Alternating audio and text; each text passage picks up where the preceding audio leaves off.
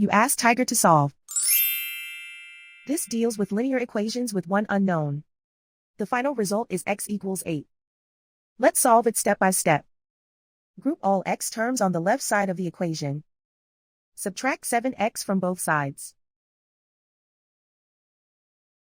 Group like terms. Simplify the arithmetic.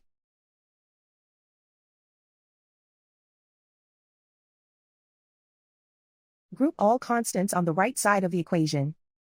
Add 24 to both sides. Simplify the arithmetic.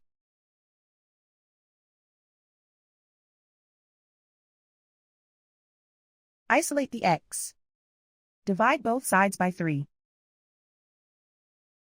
Simplify the fraction.